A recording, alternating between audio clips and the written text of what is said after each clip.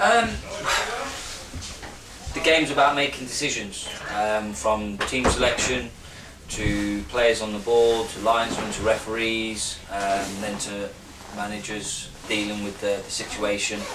And I think there's some big decisions that kind of favoured the opposition more than ourselves. I try and work my players on the fact that we need to deal with this kind of scenario, but it was when you've got similar situations with totally opposite outcomes is when it can get very frustrating. Was it the inconsistencies as well? Like during the second half, they had the penalty with Francino, which he didn't look like there was any contact by shoulder. And then there was one with Richard Tate as well, and it just seemed like there was. Well, exactly, you know, and I went and spoke to him after. They appreciate that I've never ever gone in to see a referee after a game in the 15 years I've been a manager. So the fact that I felt I needed to speak to him says something. Don't get me wrong, I wasn't irate, I wasn't going in throwing teacups or anything like that.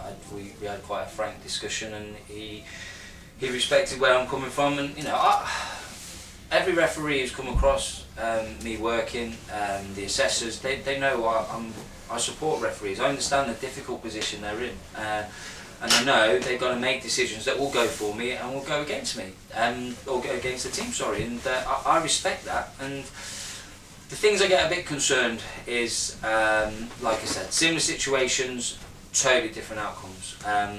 If Paul Green's was a sending off, then he should have been sent off 3 minutes earlier. For a similar tackle that he won. The ref dived into the decision straight away. You've got 2 Luton players jumping around, appealing. You've got the player in a position on the floor that looks like he's not going to move for the rest of the season. I mean, I might sign their physio. I might put him up for awards with the MBE or anything. Or you know, he should be working out in Afghanistan because of the miracles he worked in that short space of time. I don't think the right back then trained with or played with a limp for the rest of the game. Yet halfway through that first at 2-0, Scott Barrow's on the edge of the box, 1v1. You know, he gets past him. I know the ball's free, but if he gets a little nick past him, he's cleared through on goal. The lad's lunged in. Apparently he's in control of that and has caught Scott Barrow. For the rest of the game, Scott Barrow's limping and can't move. Like I've said to the referee, them 2 incidences, without looking at the DVD, says everything. My player can't move, their player played freely. And the big difference for me was he didn't dive into our decision, and yet he dived into that decision, and decisions change games. 1-0, we're in their 18-yard box. My centre-half, Fran, warned him, told him he will feel isolated, he will need to clear the ball. Didn't, got done. This level, you give them half a chance. They're clinical, they take it. And that's what done us. The penalty, we'll look at the DVD again. I feel he's just too strong for the lad. I mean, admittedly he's out of position, but they've gone shoulder to shoulder. The lad is probably half Fran's weight and just hit the floor very easily.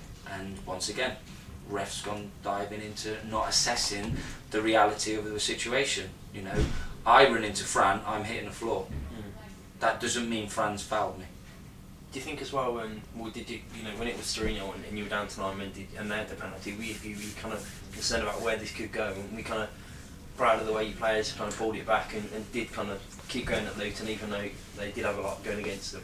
Yeah, I mean, we showed it again, a lot of character, a lot of fitness, a lot of desire. We worked extremely hard, and they got the reward in scoring, and it gave you a bit of a lift, thinking, oh, we might get something. But you know, you can't play a club of that stature, the quality they have, you know, with 10 men, let alone 9 men. And yeah, we've just got to push this to one side. Bad day at the office, that was uncontrollables that affected the game. In my opinion, I'm not blaming the officials or anything like that because you're always in control of the things that you do, but the uncontrollables did affect the result today. But I'm sure in some part of my managerial career I'm going to get a game the opposite, or I've had the game the opposite. It happens, and I've just had a word with the ref and say, for me, don't dive into your decision. You've got all the time in the world. You don't need to rush into it, regardless of the pantomime that's going on and around the situation. Scott Barrett in the floor.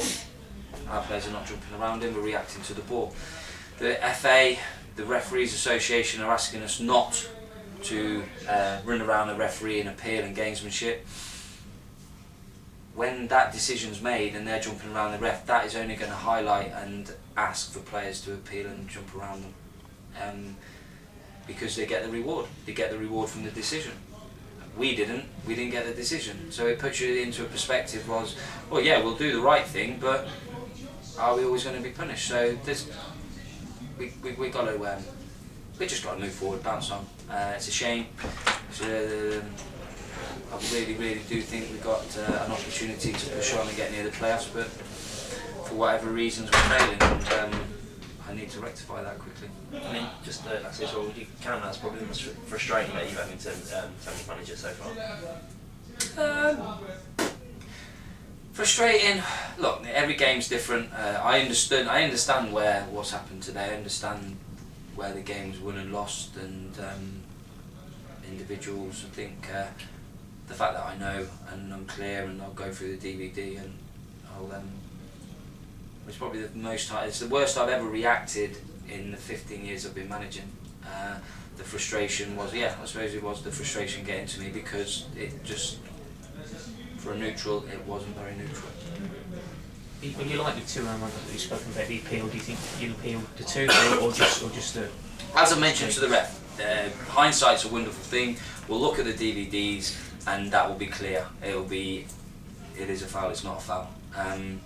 We'll assess them. If we feel we have the right to appeal, we will appeal.